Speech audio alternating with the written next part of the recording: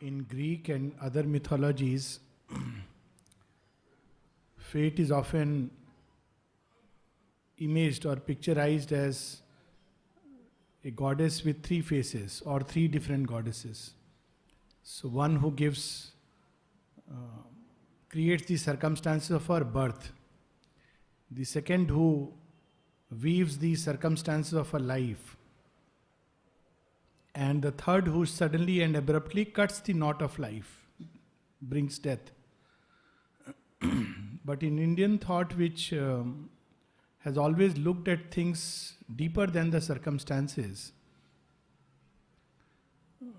we have this understanding that basically the soul, if it wakes up, it can change destiny. It is there in several stories in Indian thought that the soul, if it is awake, it can take the challenge of destiny and change it. So very often when people say that Indian thought is fatalistic, that we believe whatever is fated that will happen, it is only one way of looking at one side of truth. It is true that as long as the spiritual element is not awakened in us and we are driven by ignorance and desire, like yesterday we read, what benefit to lend vision to the driven. Till then we are slaves of destiny. But it is also true that as the spiritual element wakes up, the balance begins to get changed. And we have a say. Till then we don't have a say. We are as if mechanically put into situations, circumstances, and we grow. And that we see so beautifully picturized in the school here. That children, when they come to kindergarten, the teachers handle them, teach them. As they grow and they move towards knowledge, there is a greater and greater freedom. So they can choose things. So this is the whole process of real life. In real life also, as the spiritual element awakes, we can change the course of destiny. So we have these wonderful lines in the very second canto of Book 1, The Issue. A point she has reached where life must be in vain. This is about Savitri. A point she had reached where life must be in vain, or in her unborn element awake. Her will must cancel her body's destiny. So these are the two options before us. That either life is in vain when we discover the utter helplessness of everything, that we may have everything at our disposal. Still, when destiny strikes, we have no say. We are like slaves. We discover that we are slaves at that point of time. Even a king becomes a slave. He is a slave, but he doesn't realize. And it's better if he remembers it, that I am a slave of people and of God. It doesn't realize. So one day death comes to make us realize. But we can be masters. We need not be slaves. And we can tell death, but death can wait. We know Queen Elizabeth, one of the former vibhutis of the mother, that she was on deathbed and many peasants came to visit her and all her ministers were advising, don't get up, you are on deathbed. You can't meet them in this condition. And she says, but death can wait. Now this is another aspect of, another dimension of human existence, and that is brought out in Savitri, that there is a possibility. Of course, everybody cannot do it or experience it. So our first task is to awaken the spiritual element. But when it awakens, the more it grows, the more it unites with the divine, the more there is a capacity in us which grows naturally. It is not something which is, one has to do tapasya. It is something which grows naturally, that one can change the fixed determinisms and the long chain of cause and effect. So this is the basic essence. And till then, we have to be content with bhagya, which is our bhag, our portion of joy. And the smaller we are in consciousness, the lesser the joy. That is another aspect of it. The vaster we are, the greater the joy. So it is not about outwardly. Outwardly we may have everything. Yet if our consciousness is narrow and small, we will be unhappy. It's a reminder of our own limits. And if we are vast in consciousness, even if there is nothing, we will be in delight. So this is how bhagya, gives our portion. So if we are small, the cup can hold only a little bit of joy. And very often it is mixed with the impurities of our own consciousness. And the more refined and purified the consciousness is, the vaster it becomes. Bhagya cannot help but give more delight, even if circumstances are completely topsy-turvy, like Bulle Shah. In the thick of difficult situations where his parents have abandoned him, society has condemned him, that he is a cranky fellow leaving his good and reputed house to wander looking for truth. What a crazy fellow he is. He is going to a farmer and learning what true self is. It is written in the scriptures, his scriptures. So then, Bulle Shah, under all those stresses and difficulties of life, he says, you know what? He is telling the divine. He doesn't curse destiny. He says, I know that you have taken a sword in your hand and you are chopping me bits by bits. But with each drop of blood, I feel a delight and I dance to joy. Karke thaiya thaiya. That's the famous song. But that song is, of course, a total distortion. Teri talwar ke niche main nachiya. I am dancing below your sword, saying thaiya thaiya. I am so delighted. Because every time the ego is gone, we become vaster and we experience delight. But Ashapati's wife is still human. So Sri Aurobindo describes her human condition so beautifully. And this is the condition of a human who is still an aspirant to light. So for a long time, fate pursues us. It's not easy. Even when we are leading a sattvic life, a life of a pious life, a life of righteousness, still we are struck by fate and we have very little say in it. So we have page 427, where we stopped, where the queen is lamenting that why my daughter has been given a larger measure of tears.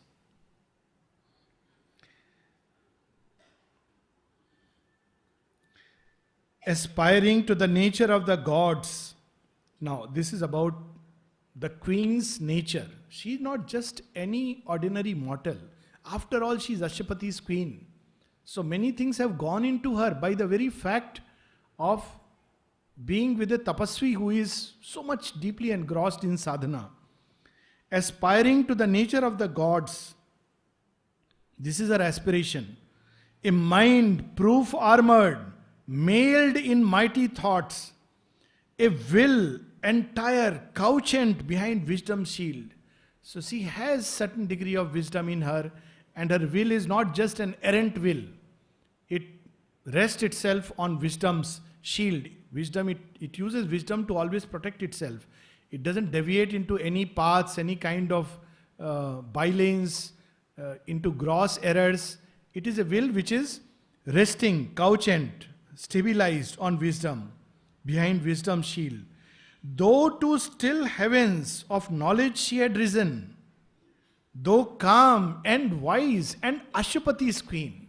So she had experienced in her life states of peace and joy which sattvic natures experience. Yet, human was she still and opened her doors to grief. So we see how Yudhishthir laments, why this has happened to my Draupadi.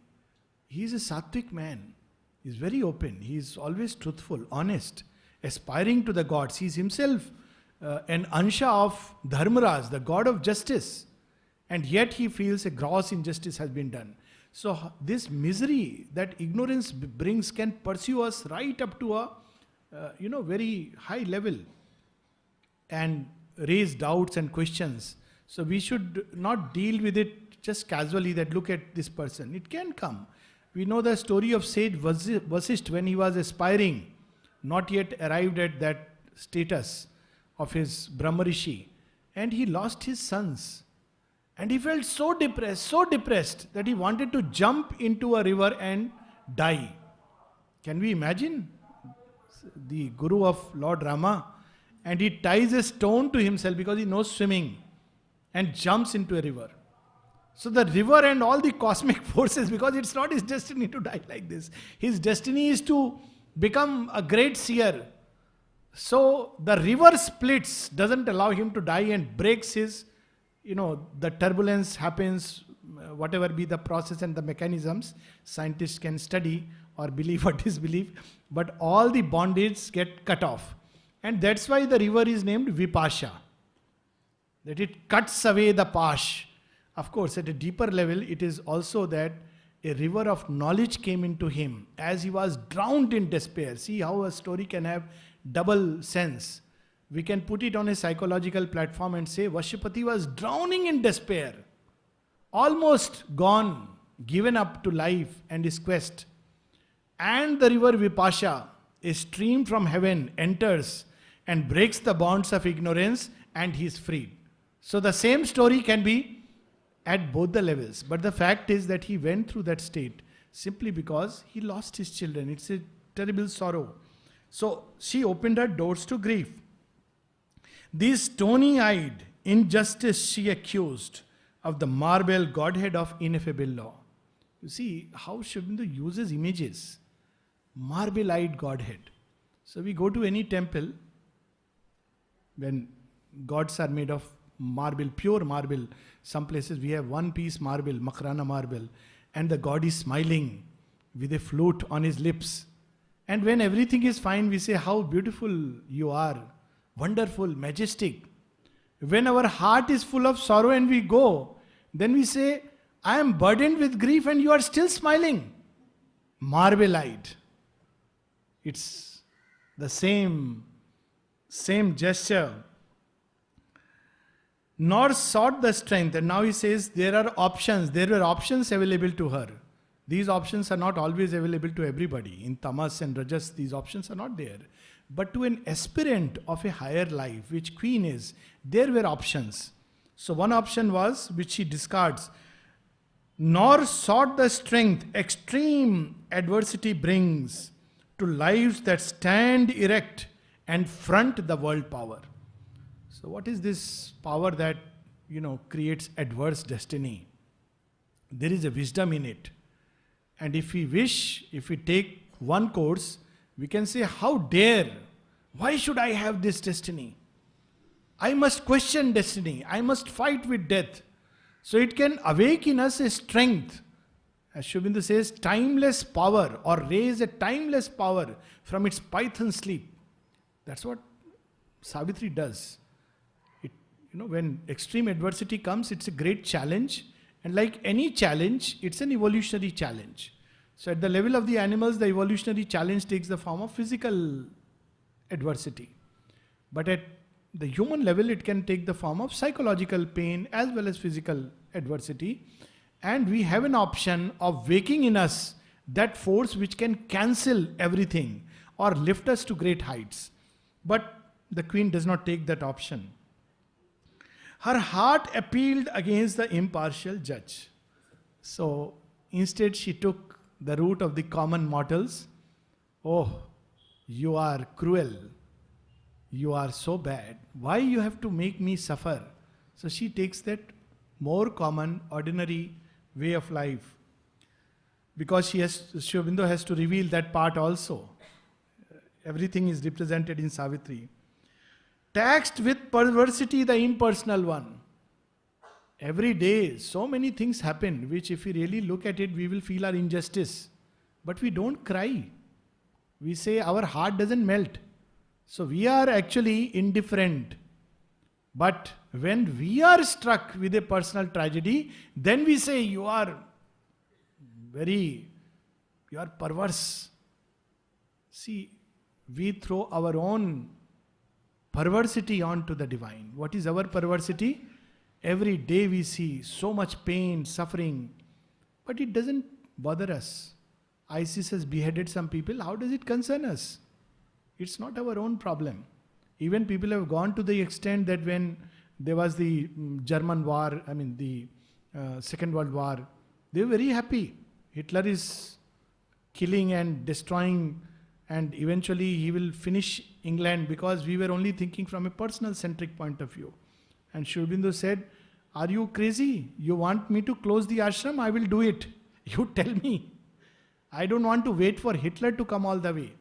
So this is how human consciousness, full of smallness, reacts. So she taxed with perversity the impersonal one. There was another option. Her tranquil spirit she called not to her aid.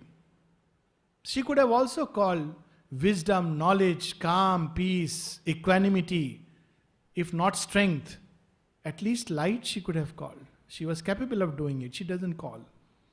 But as a common man beneath his load grows faint and breathes his pain in ignorant words, so now she arraigned the world's impassive will.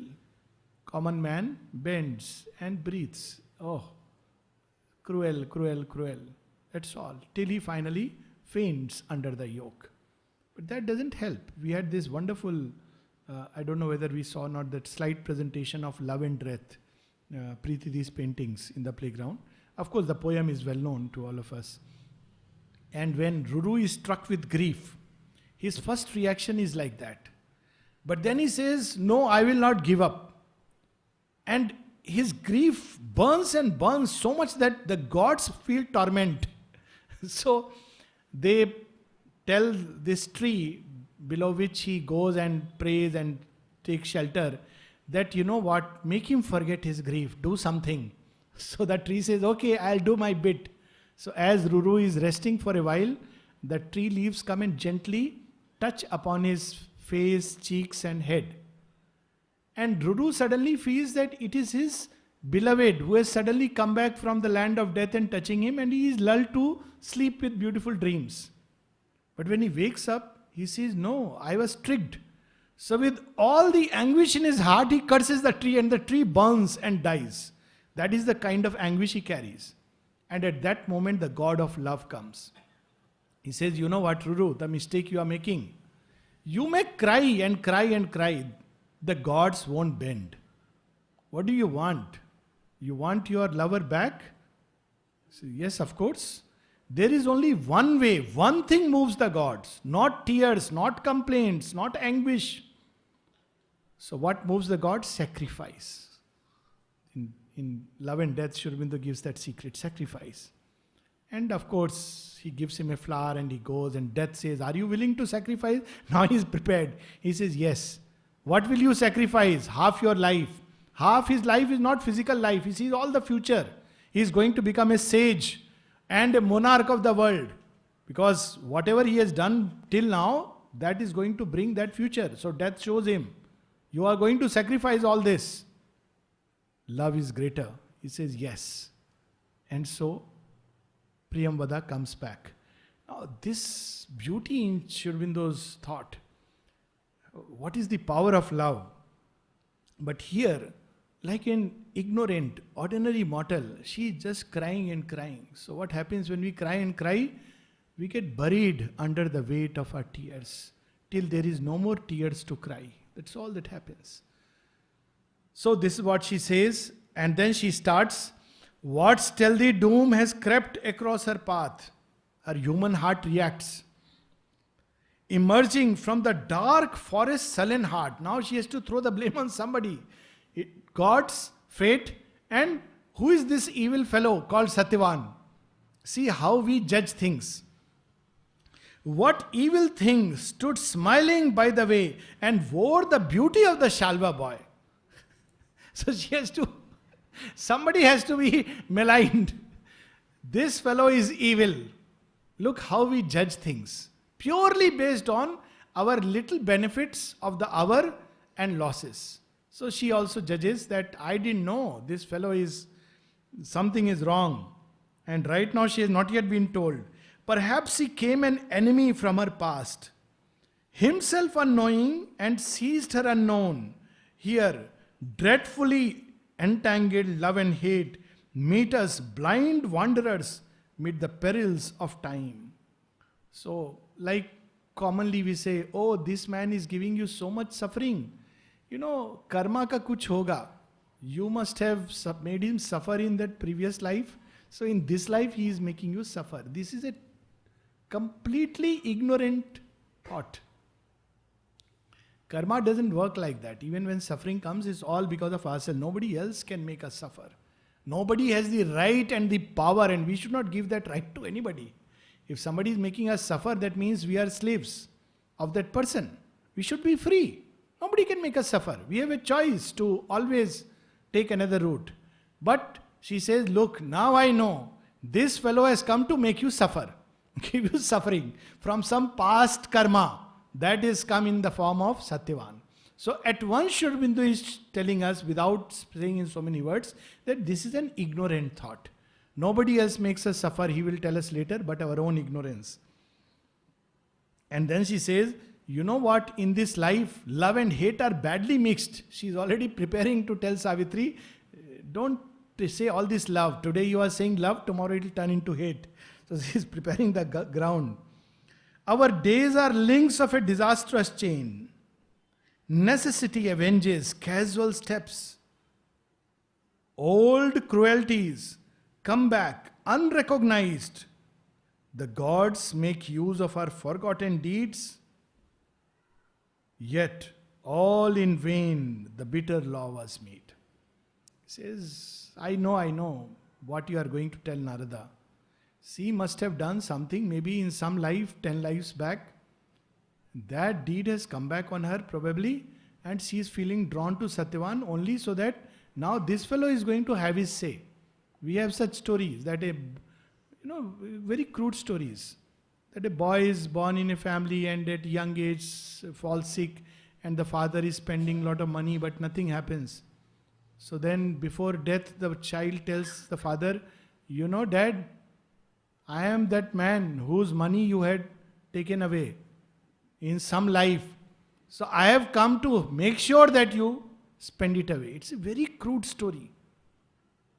I mean, a wisdom that would create such crudities would not be wisdom, but really, literally, God would be cruel to do this. But that is how we commonly think. So that's how Ashupati's wife, the queen, Savitri's mother, is reacting. And then he says, but what is the point of all this? Man never learns. So now, while she is speaking to Narad, she is actually saying, God has made all this law. What is the point of this kind of bitter law? Yet all in vain the bitter law was made. Our own minds are the justicers of doom. We are the ones who weave our own doom by our actions. For nothing have we learned, but still repeat our stark misuse of self and others' souls. So she says, I don't know why this karmic law is made. What happens? Nobody, you see, everybody keeps talking about karma and punishment. But on ground level, it doesn't change a jot. Nobody out of fear of karma and future consequences stops being a evildoer or becomes a good man. It's something else which impels and drives human beings. Until we understand those springs, it doesn't help at all. Those who so-called fear karma are already people who by nature would not do many things. And to that they will add, yes, we should not do bad karmas. But otherwise, this gospel, it doesn't change, it doesn't help. Sri Aurobindo says that in one of his essays, that whatever you may tell people, all theories of rebirth, this, that, people are still helplessly caught by this wheel of nature, which drives them. Later they may, like Macbeth, wash their hands again and again, blood-stained hands. And the three witches of Macbeth, which are like, some people compare them to the three phases of fate. But the comparison is a bit far-stretched, but like that, washing their hands later on. There are dim alchemies. There are dire alchemies of the human heart. So there is an alchemy which is beautiful. The touch of the divine grace which changes ugliness into beauty. But there is another kind of alchemy. The spell of evil which changes beauty into ugliness. It's a dire alchemy. It comes in the world of falsehood. Even love and light under that dangerous cloak spell fell from their nature of the gods. Even love and light they can distort. So there are dire alchemies of the human heart. So what does it do? And fallen from his ethereal element, love darkens to the spirit of nether gods. Dire alchemies. When it is born, it is beautiful. The lover is willing to give away everything for the sake of the beloved. Couple of years down the line, starts calculating, what have you given to me? Why should I give? It starts with that. Another few years, it changes into harshness, criticism. Another few years, hatred. I don't want to see that fellow's face, but you saw, you decided, you chose. Maybe, I don't care. So, dire alchemies. So, what happens to the love? Was it not true? It was true at that point of time. But we couldn't keep it. Something went wrong. In the human heart, our nature's imperfections gets mixed and changes it into something dark. And then these are marvelous lines actually, wonderful lines. And the way Sri Aurobindo has poetically put it through the Queen. The dreadful angel, angry with his joys woundingly sweet, he cannot yet forego, is pitiless to the soul, his gaze disarmed. He visits with his own pangs his quivering prey, forcing us to cling enamored to his grip, as if in love with our own agony. It's a amazing line. The way he has put this phrase is simply, it's a masterpiece of poetry. So he starts by saying, the dreadful angel. Love becomes a dreadful angel. What does he do? Angry with his joys, woundingly sweet. Now what is, Sri Ramakrishna gave a lovely example for this. The camel which eats thorny bushes. Now his mouth is full of blood. Still he can't give up. Woundingly sweet. Look at the line.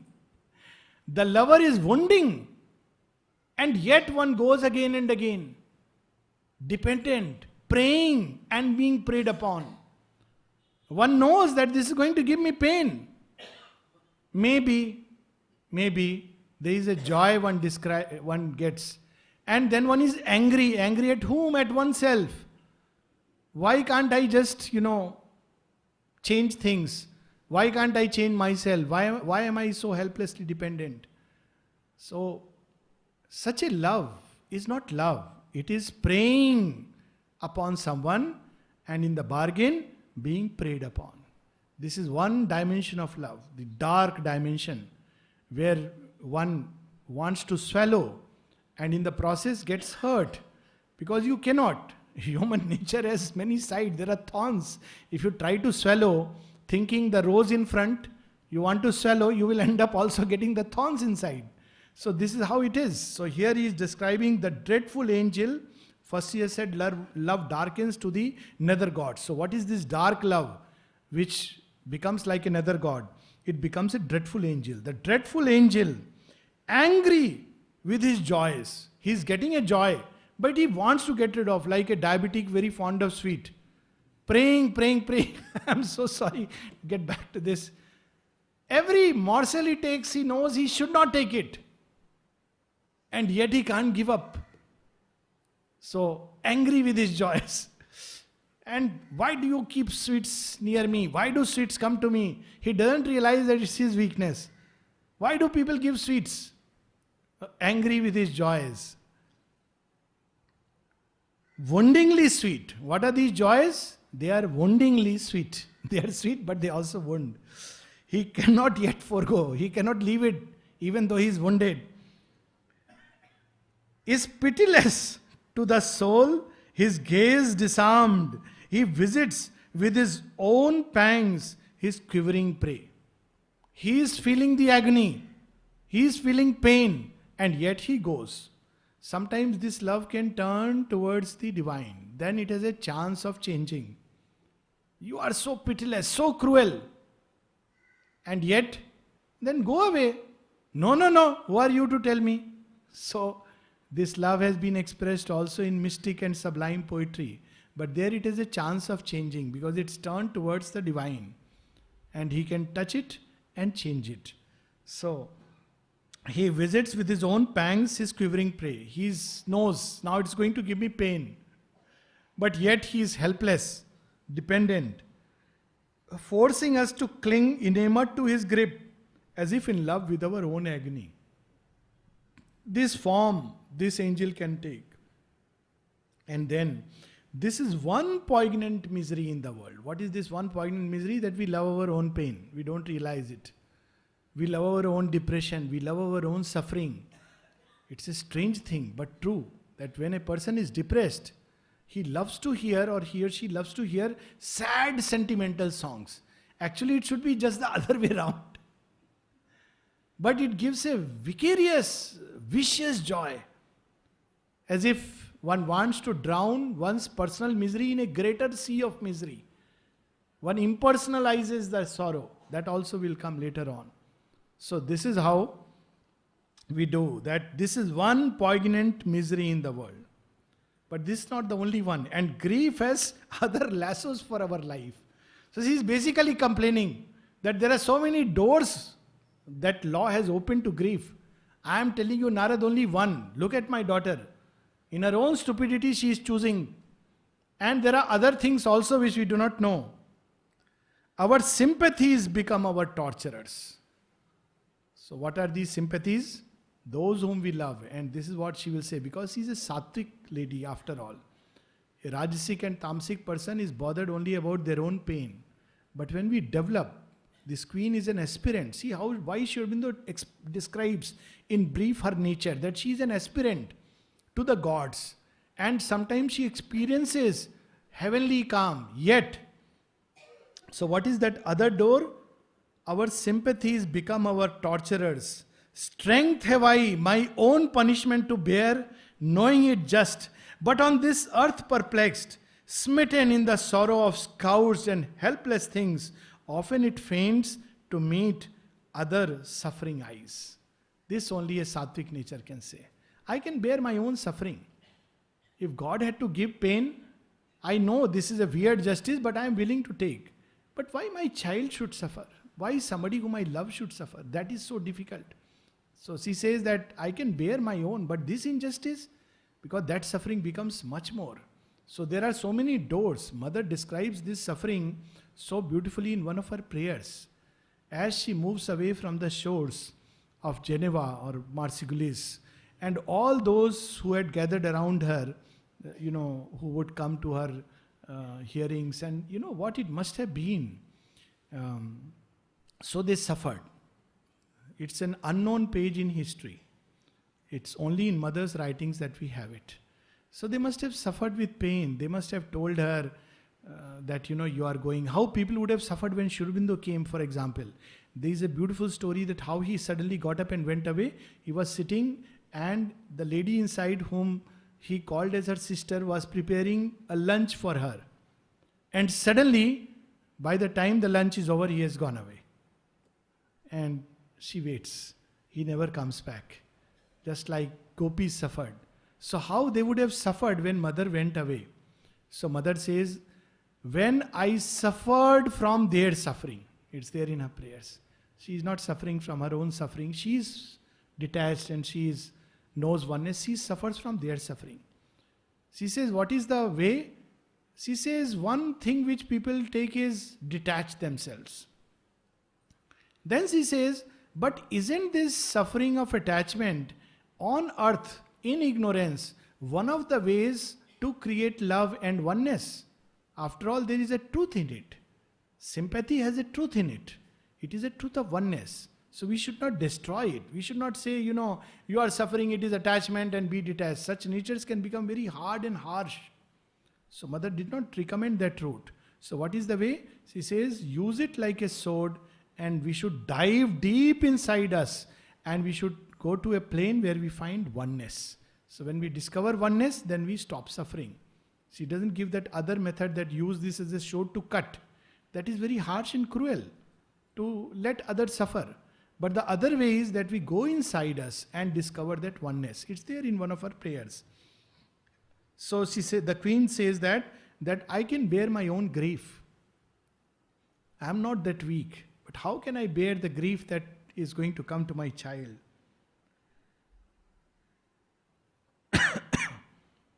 We are not as the gods who know not grief. Again and again she reminds, we are not as the gods who know not grief and look impassive on a suffering world. It's coming beautifully in. It's really amazing how these truths are coming up in this serial Mahadev. So Sati is avidyamay nature and Parvati is vidyamay nature. So she somehow gets married to Shiva. It's Shiva who leans down. She is not ready. But it's only with Sati, because Kartikeya, the psychic fire, has to be born. He is the symbol of psychic fire, psychic being. In the Purana, he is the symbol of that. He destroys evil, etc. So Shiva is Shiva. So suddenly he will get a call from here, he goes running there. Suddenly a bhakta says, I am asking you a boon, you become my watchman and my bodyguard. So Shiva says, granted, tathastu. Now poor Sati, every time he rushes, she suffers. It's the material nature which is in ignorance. And it wants to feel the touch of the divine all the time. It is suffering when it is gone. But Shiva deals with it very differently. He doesn't give her a lecture on what is detachment. He gives her a lecture on what is true love. And he shows it by example. And one episode is very touching. When, of course, presented a bit humanly. But the essence is very beautiful. That once Sati is very angry with Shiva. Because as usual, he has rushed away to protect the gods. It's his work and after all, he cannot be confined. And Sati is very annoyed, disturbed. She is full of tears. She tears away all the flowers and all, and doesn't know what to do. So Shiva comes. So the gods are wondering what Shiva will do now. He doesn't know how to please somebody who is angry. So it's so amazing that these stories are there in the Puranas. So Shiva says, all right, he knows that she is angry. So what he does is doesn't talk to her or start explaining or get angry and says, you don't understand, I am a god, I have to go after all, I am not meant only for you. He doesn't say any of these things. He simply says, Nandi, we are going to have an act here, a drama. So I'll become a rishi and you become an apsara and try to lure me. So Nandi says, what do you mean I'll become an apsara? I have never acted. So he tries to clumsily act and Sati is watching it and ultimately she ends up laughing. He creates a situation of humor. And then Shiva says, are you still angry with me? She says, how can I be angry? How can a bhakta be angry with her Lord? It's an amazing thing. And there he also reveals the secret of what drama is. That Natya Shastra has also come from Shiva. The 4 levels at which acting takes place. So it's amazing that, this approach, which was towards fullness, somewhere down the line got lost. And we took a very different kind of approach of bareness, of ruggedness. So she says, we are not as the gods who look impassive on a suffering world. This is not true, but well, at one level it looks like that. Calm they gaze down on the little human scene and the short-lived passion crossing mortal hearts. So what is our nature? An ancient tale of woe can move us still. When people watch the Mahabharata and see Abhimanyu die, they had tears in their eyes. Where is Abhimanyu? We don't even know whether it's real or not. An ancient tale of woes. These are again signs of a sensitive heart, which can get in sympathy with many things.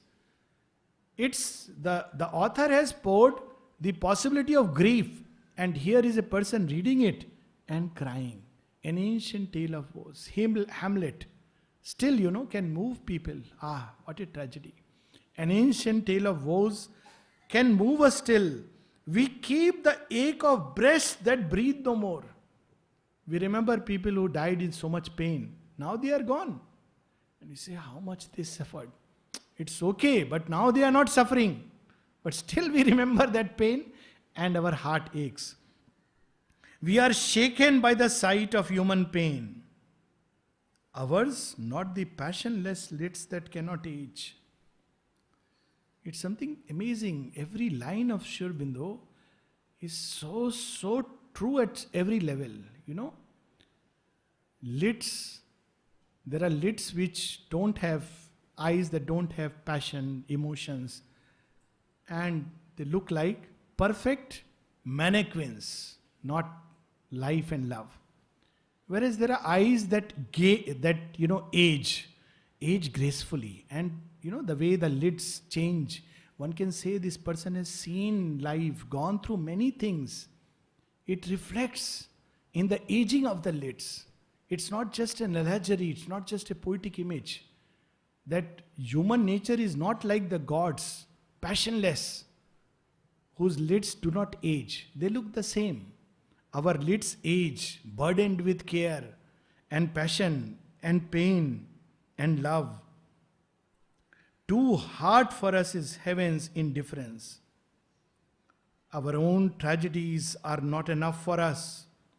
We have sorrow for a greatness passed away. So she's now saying all the various kinds of doors through which grief can come. Because she has said that there are other lassos of grief. Even a greatness, oh, such a noble person, such a wonderful person, and he died in such a tragic way. And people feel that grief. Greatness that has passed away. And feel the touch of tears in mortal things. So this is a typical one of those, all these lines come from a very high level. But look at the ring of the overmind. The touch of tears in mortal things. It's almost like the Lord is defining mortality. There are so many ways people define mortality. They define it with death. They define it with aging. They define it with ignorance. But this is a unique definition. The touch of tears. Gods don't cry. They don't have the way human hearts feel. And feel the touch of tears in mortal things. Then she says, even a stranger's anguish rends my heart. She's a sattvic lady, very sympathetic, full of kindness. And this, O Narad, is my well-loved child. Even if I see a man on the door who is without proper clothes, who is hungry, it moves my heart with sympathy and pain. How do you expect me to take if she has to go through suffering? And then she says something very interesting. Sri Aurobindo, the profound psychologist, hide not from us our doom if doom is ours. This is the worst, an unknown face of fear, an unknown face of fate. A terror ominous, mute, felt more than seen. You see, people who direct good horror movies, they know this. So you will feel through music, through, they'll create an effect through the feelings in the other person. But you will never get to see. Because if you get to see, you feel it's a comedy. They don't know how to make terror. They do all kinds of weird things and then it's all gone. Why? Because the moment you define fear, you can handle it. You know that I have to handle this. It may be a weird face with skeleton and horns, but this is it. I can escape, I can run, I can fight. There is a choice. But if you don't know it surrounding you, like an anxiety, like an apprehension, like a foreboding, an unknown fear, an unknown terror, then it is strange. So it's a terror ominous, mute, felt more than seen. I remember this, one of the persons whom I knew, he had a weird hobby. Hardly I can call it hobby. But in his room he had kept a crate snake, inside a jar. And he was very proud about showing this to everybody. So one day he took me also that I'll show you something interesting. So when he showed me, I said, this weird thing, what if it escapes one day? Sure enough, one day it happened. And this fellow couldn't go inside his room.